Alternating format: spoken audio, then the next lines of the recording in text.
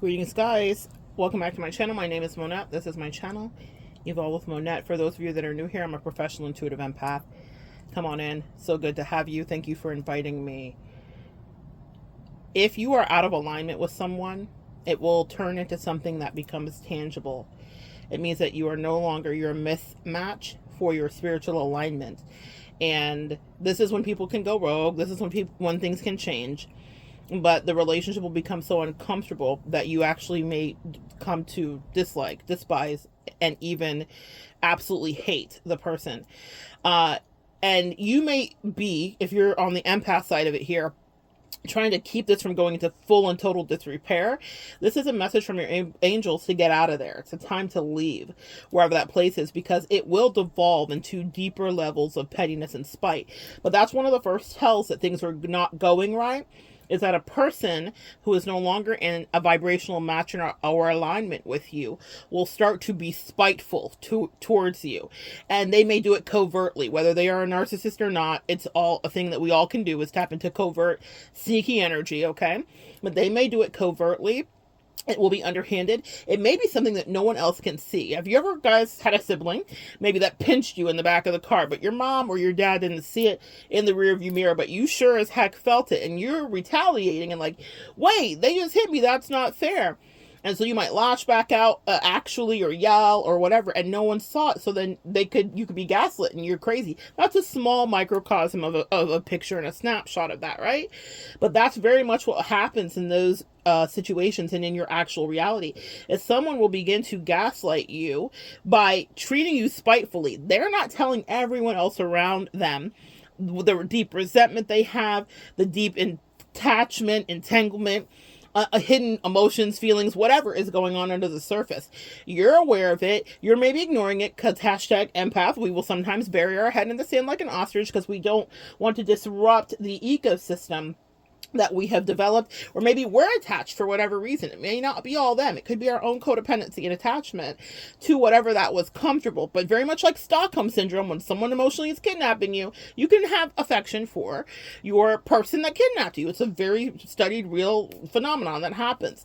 But even if you guys started out beautiful and it was great and you loved the job when you started, you loved the friend, you loved the lover, and it was all good, when it's time for you to evolve to another situation, the tower moment will happen. But before you get to the tower, there'll be these little outlets of spite, okay, where they will start to not treat you right and dare you to question it, because maybe they've done such a good job at hiding it to everybody else that no one else notices. And with some fact checking, and I always say check your math. When you check the math, you'll be able to tell. Also, you always get not just the last laugh, but you get out of there, meaning you're not going to stay in hell. Because anybody that wants to make you feel that way, for whatever reason that it's turned, has a lot of misery in them, and they want you to feel that way. They want you to also feel burned. So they want to share with you the misery that is contained in them. They want to pass that off to you, so they will start being mean to you. And you might take it that way, and I can just see all of our little inner children, and you might be like, but wait, why are they treating you this way? It doesn't make sense. Why is this happening? It's happening because your angels are giving you a heads up that you are no longer in an alignment or an emotional vibration. You are no longer compatible to any degree, and they're trying to get you out before the tower falls completely by letting you see this little BS, petty, underhanded, sneaky, spiteful jabs, behavior, and the rest of it before it is a full out disaster. And the disaster may not come from them. Sometimes, guys, my empaths and earth angels listening here, you are being spared, excuse me. Oh, speared. Someone was trying to spear you. That was Freudian. Literally, someone was trying to spear you and skewer you and spit roast you, literally turning you over on a spit. I'm hearing here, little piggy. Well, they huffed and they puffed and they wanted to blow your house down, but now it's their house that's on the ground. Literally shambles for them, because that's what happens karmically when you don't react and you don't retaliate and you let the angels see what they see and let the ancestors handle it. Then you get off scot-free, and they are left with the karmic damage and the reality that they wanted to build for you. And then also what they are left with is the absence of you, the biggest retribution and or punishment, because a lot of you guys were figuring out people's lives, edifying them, beefing them up, being the best friend they ever had, the best lover they ever had, the best family member they ever had, the best employee they ever had, and they wanted to treat you down bad because they didn't like your light, because their demons were irritated by your light, or because it was no longer for you guys to be on the same path. Some people have a station in life and they're never meant to go with you. They're meant to be with you for a moment, a mentor, if you will, or an opportunity to connect or to up level or to learn something new, and then you move on. I'm channeling Marilyn Monroe right now, who had many people that came into her life that were mentors that were there to shine a light and help to sharpen her skill set in a certain way, help her to grow. But she talks about this in her books and in all the memoirs that are written about her and the movies, where she would be from one mentor to another. And what some of the mentors would be very spiteful about the fact that they were no longer in her life or on her path. They all wanted to hold her. So if they may have come in and they were absolutely dispatched in to help her elevate, and they were comfortable with that, and they were happy with the arrangement, but then they got attached themselves maybe, and then it got toxic because she was always supposed to go to the next person in order to grow. A lot of you guys have similar situations like that in your life, whether you know it or not, whether it's with your angels, that you're going to the next angels and the next angel to learn a new lesson, or new gurus are being dispatched in for you that are temporary, right? Or new friendships, or new people, or new lovers, or new opportunities, or new places. You don't know what's going on in your life, but if someone doesn't have that same life trajectory, not everyone was supposed to be an actress like Marilyn Monroe, right? And whatever you do in your life, not everybody's supposed to be a you like you are in your life. So people may want to stay attached to you that were dispatched in to help you get through a hard season in your life, and or a good season in your life, or to teach you things. But here's the thing, empath, stop beating yourself up. You taught them things too. You gave them things too. There was reciprocity between the two of you. What happens is if you're in ego, you will not realize that you have a small work to do. I remember dating someone, and I knew right away when I started dating her that I was going to be attached, and that my angels, because I listened to my spiritual team, they said, you can never try to keep her. If you try to put her in a jar, and if you try to restrict her, it will crumble the whole connection, because that is not her trajectory, and her trajectory isn't necessarily with you. This is a season, and I told her that right in the beginning, before we actually ever really officially started dating. I was like, ooh, I can see the energy on you, and how I can see how people always try to keep you. And my angels cautioned me to not treat you like the ring and make you this very precious thing, because it would evade me. They said, enjoy you for what you are, and then let it go when it's gone too far. And that's exactly what I did. Everything I said in that beginning is how I lived it, because I don't want to be one of the mentors in people's life that is holding on bitterly to someone else when they're supposed to be free. But you guys had people that were doing that with you and altering your reality. But the way you know it was happening is that they started to be unkind, cruel, mean, or spiteful to you, because actually they might have been terrified of you leaving in so many ways. I'm just channeling this right here, right now. And they didn't want to see you go. They wanted to hold on to you for the rest of your days, but that was not the natural order of things. Growth happens, and it's painful. So you might be the person that's challenged to make the decisions, like Marilyn. Maybe you're Marilyn today. You might be the person that's challenged to let someone go, even if it's for both of your betterment and growth. Or maybe you have a trajectory. You want to be a train conductor, and they don't want to be a train conductor. They never want to leave their little happy home and life and whatever they built for themselves. But you're supposed to go cross countries on these trains day and night. Well, are you guys on the same plane, or are you supposed to maybe meet someone on that train who can actually share the life that you're supposed to, until maybe the next stop happens and there's someone else that's dispatched in for you or the other person? The four agreements, Miguel Ruiz talks about in the four agreements, the idea of owning someone. And the idea is that when you get into a relationship and you start to think you own someone, is when you've lost them. And I'm paraphrasing it, but any of you guys that have read the four agreements knows exactly what you're talking about. That's one of the things that stood out the most to me in that book, because of codependency, because of the work that I do, and because of the ways that I have been shook when endings and new beginnings have happened in my life, and surprised. Even myself, I'm surprised at times when it happens, but I realize that it's because lines may have been crossed, and also maybe someone was supposed to be crossed off because there was another entity, angel, spirit coming in, to work with me to elevate me, or I was supposed to elevate them, or someone else was supposed to elevate them. I can see the full picture because that's my gift of like, even the person who's feeling like, no, and I want to hold on to it, they have other people that they're supposed to help too. And they're not always supposed to be stuck with you. Maybe that's a little shake up here for you guys to understand and to think about. But to go back to the beginning of it, it's very important for you to be able to see that, identify it, and point it out when it starts to go left before it turns into something where you're going to be absolutely bereft, beside yourself, in racking, sobbing tears, and having to have therapy for years. Girl, I have been there with some of these disconnections, and I just refuse to be there. I can't be, and I can't afford it because I have things to do. And also, those other people have things to do if they would actually focus on that too. And the things you guys have to do is not each other anymore for whatever reason.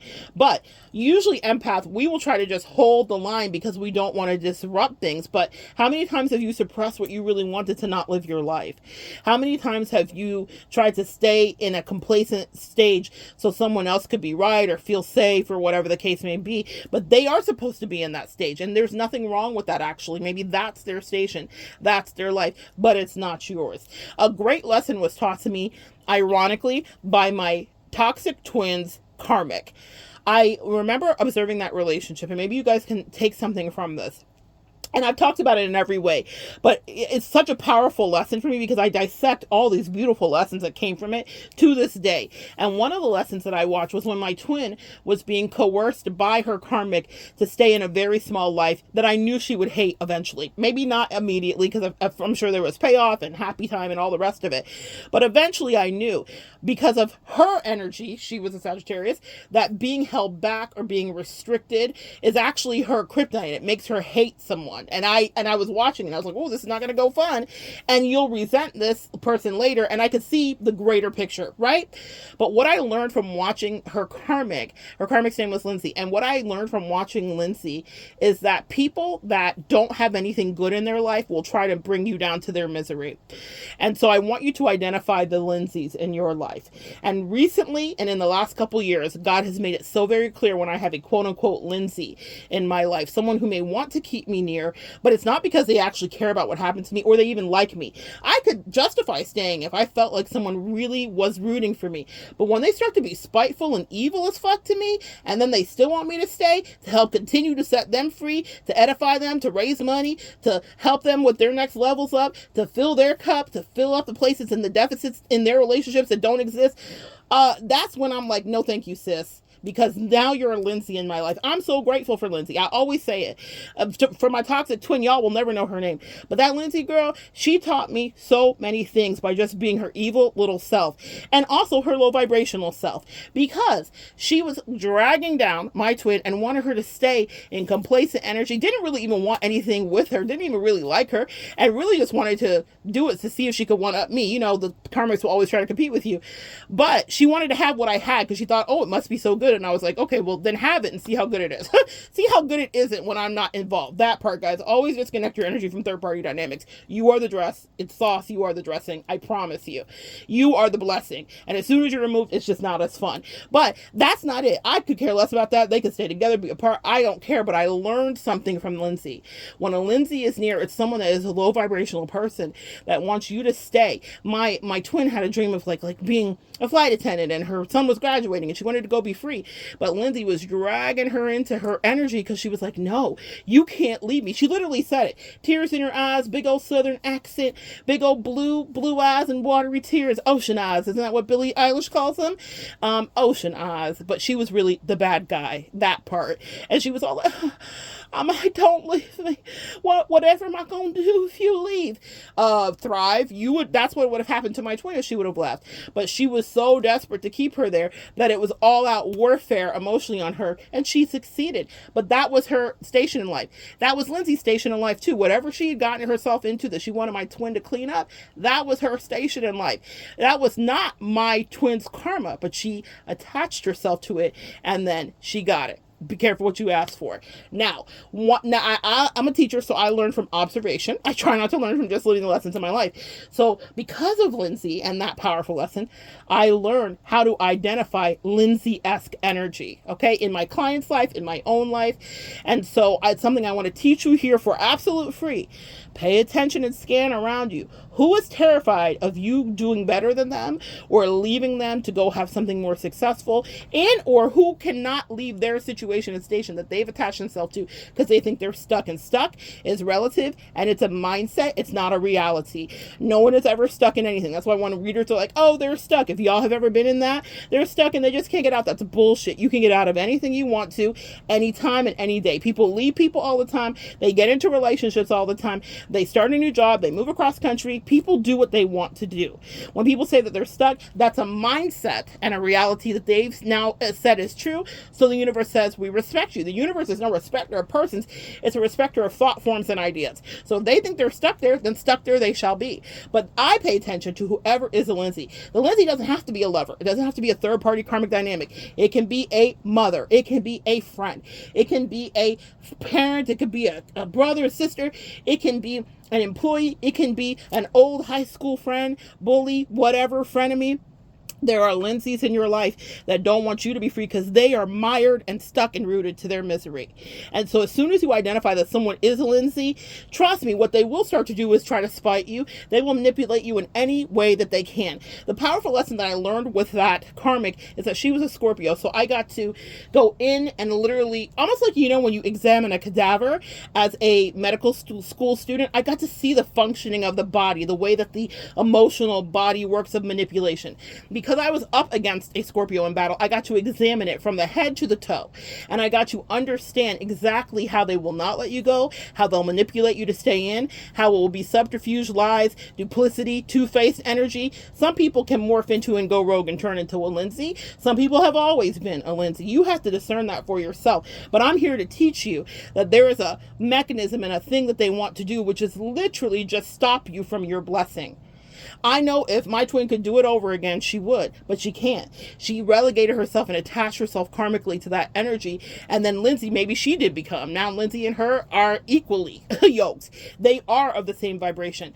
But what happens for you empaths that are not trying to be at the same station, a Lindsay might be trying to pull you down. And you have to look around and be able to cut yourself free and say, you know what? Actually, I don't want to stay here at the holler in the pond with Lindsay and her toxic energy and relationship and whatever else. I don't want to be in this lying world of lies and debauchery and whatever else. I can't even get into all of that. I can't even remember how involved I was in all of that or how close I almost was to going in the undertow. Lindsay's will take you down. They will cut your Achilles heel. They will kick your feet from out underneath you just to keep you there. Crabs in a barrel is exactly what it is. And people, even if they don't look like that, and even if they're not desperate, it doesn't seem like it, will have that mentality. But the first tell is how they're spitefully attacking you, and they're doing it covertly. No one else around would know until you speak it out. And that's why I always say speak your truth, but that's okay if that's not what you want to do. The very thing you can do to save yourself is to extricate yourself from someone who is trying to hold you and keep you in a place that's out of alignment for you. And you both might actually have other better spiritual work to do in different directions. It's not all bad, guys. It's not always the end of the world. It actually can be good. But you have to find it in yourself to be happy for their new beginnings and also your new beginnings. They may not be happy for you, but be happy for them, because that will always come back as blessings to you. I'm going to share some of the blessings that have happened for me as I have disconnected from people that were my Lindsays, and I was obedient to my angels. And that's another thing. Be prepared for the blessing. We're always talking about the lesson and the pain and the warfare. What happens when you're obedient and you get the fuck out of there, and you get out of there before the tower falls, is you will be blessed in all these ways that you could never expect it. It's not conventional. It's not just that you're going to have a replacement for the person. That may not always be what happens, but there'll be all these other little things that happen to you that are so special and so magical, and you'll be like, oh, you were just waiting for me to do this. And here's why. Because your angels and your ancestors and your spirit team will not bless you if there is someone around you who lives a lie and who is steeped in lies, whatever they may be. Whatever they may be in any capacity, your angels will withhold that blessing because they do not want you to share it with Lindsay. Another thing about Lindsay, as a Scorpio energy, for my lower vibrational Scorpios, for my high vibrations, high five. There's so many of you guys that are clients and friends. I love y'all, and I've healed through you, so I thank you. But for the lower vibrational ones, it rules other people's money. Okay? Scorpionic energy rules taxes, other people's money, the occult, sexuality, obsession, possession, etc., power struggles. Scorpio, that's in a lower vibration, that's in the news right now. Diddy, who's literally the devil. P. Diddy, Sean Puffy Daddy Combs, alleged murderer, allegedly, of many, including Tupac, allegedly, Biggie, allegedly, his wife, Kim Porter, allegedly. Go check out Sloan Bella's channel, and so many other people. This guy is monstrous, but that's what scorpionic energy is in its lowest vibration, because they are comfortable in the occult and the degradation of life. Well, if someone is your Lindsay in your life, what will happen is they want what you have too. They envy you, and envy is dangerous, because that means I don't just want it and you inspire me and I'm jealous. It means, why do you have it? I want to take it from you. I don't even know if I want it. I just don't want you to have it, because why should you have it? Envy is dangerous. Get people that are envious, and Lindsay is always envious. Whatever Lindsay in your life, believe it or not, you may think, Monette, I have nothing for them to be envious of. I have nothing for them to be covetous of. Oh, I promise you, they've got angry eyes, they've got evil eyes, and they are paying attention to you. And that's why you can't stay around when Lindsay starts to spite you in little ways. The Lindsay in your life starts to play in your face, play in your fucking face.